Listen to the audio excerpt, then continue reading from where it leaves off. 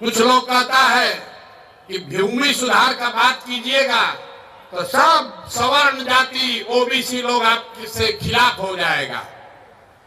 पूरे बिहार में सिर्फ 8 जातियों के लोगों के पास 2/3 से ज्यादा जमीन है। ये आंकड़ा याद कर लीजिए। सिर्फ 8 जाति के लोगों के पास 2/3 जमीन है। तो ये व्यवस्था बदलनी चाहिए। इसलिए जन सुराज ने कहा है भूमि सुधार लागू किया जाएगा। पूरे देश में 100 में 38 आदमी भूमिहीन है।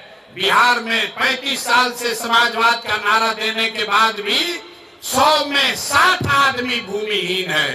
तो भूमिहीनों की संख्या कम हो, इसलिए जन सुराज की जब सरकार बनेगी तो 3 वर्ष में भूमि सुधार यहाँ लागू किया जाएगा ताकि भूमिहीनों को जमीन मिल सके।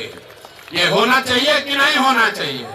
हम बात पूछ के करते हैं, जोर से बताओ भैया, होना चाहिए कि नहीं होना चाहिए? और जिसके पास जमीन है उसको डरने का जरूरत नहीं है। अभी आपके पास जमीन है, उसका आपको कोई लाभ नहीं है। उसका लाभ सीओ बीडीओ लूट रहा है आपको दाखिल खारिज सर्वे करके।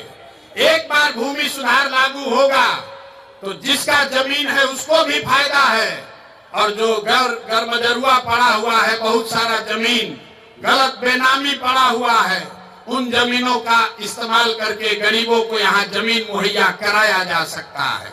हजारों एकड़ जमीन भूदान में, जहाँ जिस राज्य में विनोबा भावे ने इतना बड़ा आंदोलन किया, आपको पता ही नहीं है कि लाखों एकड़ जमीन जो सवर्णों ने, ओबीसी समाज ने, जिनकी जमीन थी, उन्होंने जमीन दान किया था गरीबों के लिए।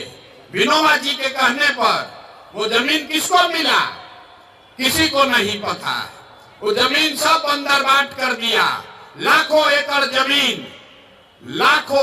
जमीन, किसी को पट्टा मिला, किसी को उसका उस पर काबिज करने का अधिकार ही नहीं मिला।